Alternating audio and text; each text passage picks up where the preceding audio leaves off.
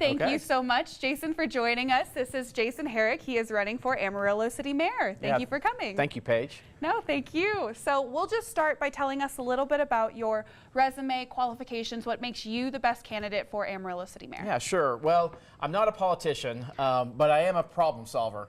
And so I've had 25 years in business. I have an oil and gas company here in Amarillo called Pantera Energy Company. And we've grown that business from just a small operator where we have a few wells to now we're one of the largest natural gas producers in the Texas Panhandle.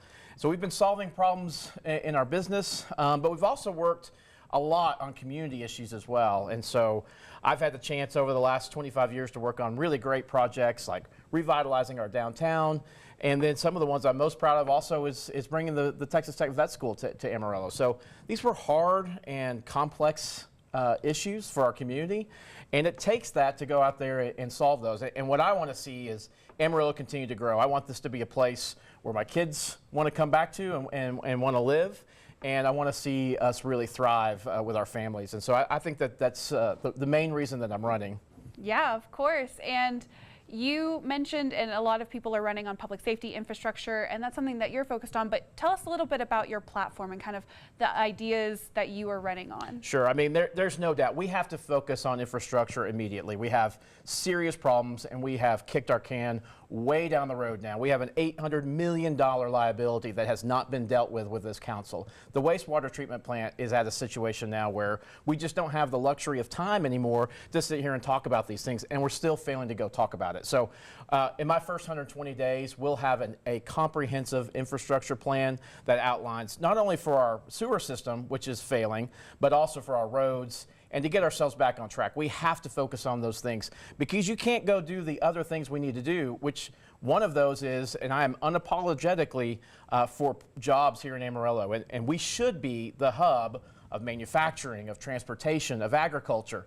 And unfortunately, our biggest arrow that's in our quiver, our Economic Development Corporation, has been gutted by this current council. And so we've got to get that back on track. That means getting our infrastructure right so we have a place to grow into, but it also means going out there and bringing in companies that want to come to work here, and we don't go scare them off. That's what we're doing. We've taken our pipeline and put it to zero.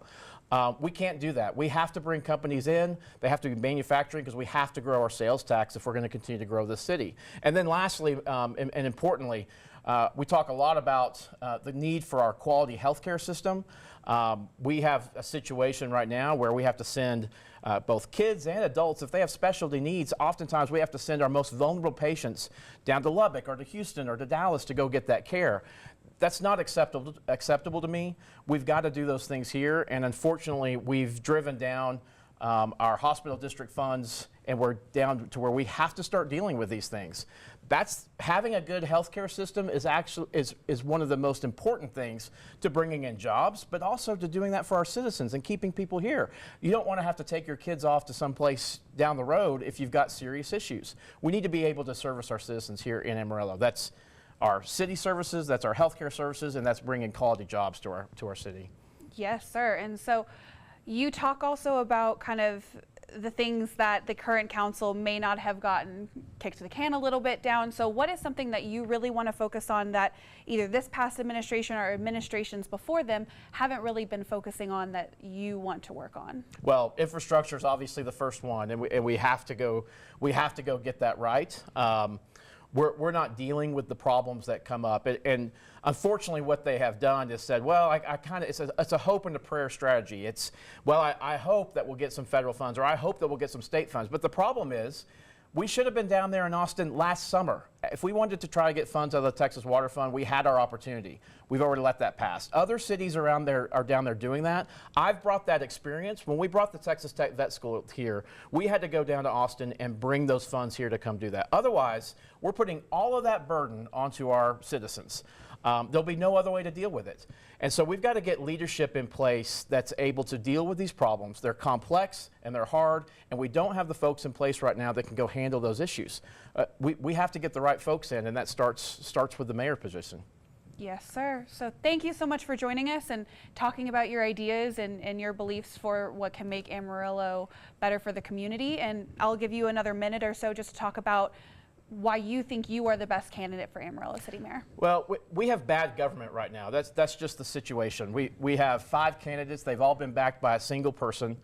And that's a bad place to have our city council at. We need to be building our tent bigger, not smaller.